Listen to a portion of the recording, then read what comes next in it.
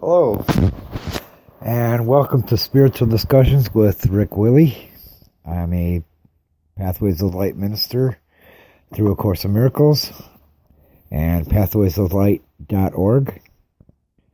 I just wanted to talk today about belief and my own experience with it, which is to say that over the years and throughout my life, I've believed a lot of different things. But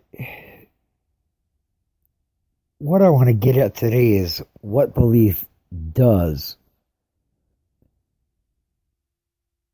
And what I've discovered is what it does is when you believe something, not like I believe this or I believe that, but when you actually believe it, consciously or unconsciously, I'm talking about that kind of belief, the kind of belief that you're not really even aware of, but sets up events in your life and life patterns.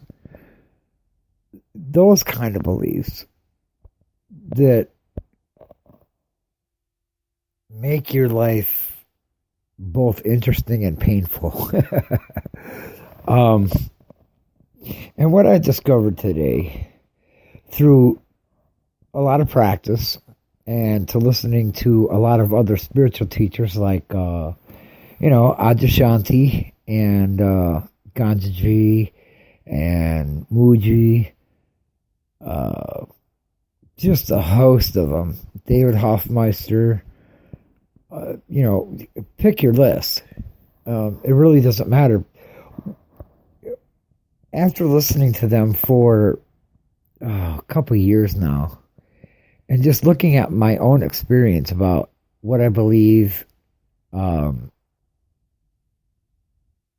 watching my own thoughts and my reactions to the thoughts, I've discovered something that I just wanted to share with you today, which is kind of hard to describe. I'm kind of beating around the bush because I'm actually trying to find the words for it. But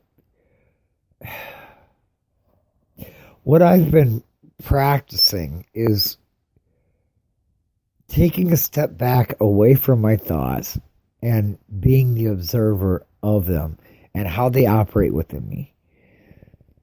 So the way that works is when I react to a situation, say something happens at work or you have an argument with your somebody, you take a moment and you go, wait a minute, what's actually happening here? What am I doing? What am I believing about this situation that's causing me to be upset? Or it could even be that, wait a minute, I'm stepping back. I want to look at what is it about this event that makes me happy? Because both will work. And what I've been asking myself and what I'm inviting you to is to step back and look at your thought and your reaction, your emotional reaction to it. And then take like a third step back and observe that you can actually observe that and then ask a question. A very simple and basic question is what's more true? Right? What is more true, the thought and the emotion, or the fact that I can observe it and what that feels like?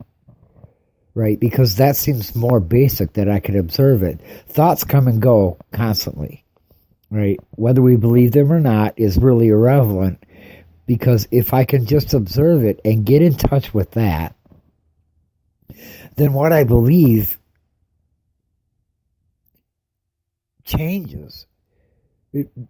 Something becomes more important than the thoughts that run through my head and what I think about them, how I feel about them.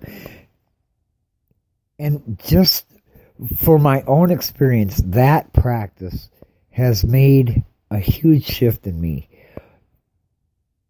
So that's what I wanted to talk about is, just my own experience and to invite you to just try that practice. It doesn't take sitting down for 2 hours and meditating.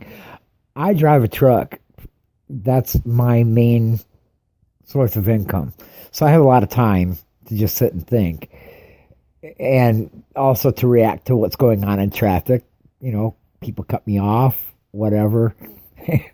I end up waiting for loads longer than I expect to. Dispatch doesn't have a load for me and I can't get home. Lots of things. There are lots of things that can happen that I can look at and notice. So by doing that, my own experience has been, oh, wait a minute, I'm upset. Why am I upset over something that's not really within myself? What's more basic? In other words, like I said before, what's more true? The thought, the occurrence, or what all that appears to? And try to just move my attention, right, to what's prior to that, what's more basic. The fact that I can observe it or the thought itself. And I'm asking myself, what's more real, the thought or me that's thinking it and me that's listening to it, watching it happen. And as I've done that, as soon as I put my attention, as soon as I move my attention from what's occurring to the fact that I can actually observe it and try to feel what that observer self feels like, there's almost an immediate shift of emotion, of thought, because it goes away. It just fades. And so that in itself has shifted my belief system, my thought system somewhat. And it's been, from A Course in Miracles, you want to talk about A Course in Miracles, talks about many of these principles in very religious ways, but I'm just talking, just from my own experience, and hopefully in a way that's interesting enough to you that you'll actually try it. Because it does work. It may take some practice to actually get a feel of what that observer feels like, but that's the point of the practice. For me, the more I've done that, the more secure I feel, the more peaceful I feel, stable. I just feel more stable. So the whole practice, as simple as it is, has been very, very worth it. It's such a simple thing, because you can do it no matter what you're doing in your daily life. This is something you can do, and nobody needs to know about it, because it's an inward thing. Nobody even knows what's going on inside you 90% of the time, anyway, unless you express it. Which, well, what are you expressing? Thoughts and emotions. So, if you take a look at where that's coming from and get a sense of that observer side of yourself, what begins to happen is you start to notice that there's something that's prior to the thought, to the emotion, to the idea. And so, as that begins to happen, those ideas become less important and you become less attached to them, and peace becomes more to the forefront, because that observer just observe. That's all it does. It doesn't judge it, because that can be observed as well. So it's just something that I wanted to share. It's had a huge impact on my life and continues to do so. The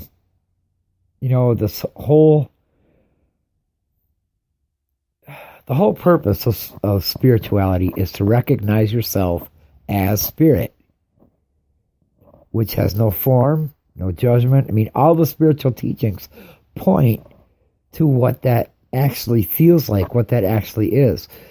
So if you can touch that space within yourself and just observe what's going on, right, without any involvement to just look at it with your attention, with the power of your attention, which you can move anywhere. It's very simple.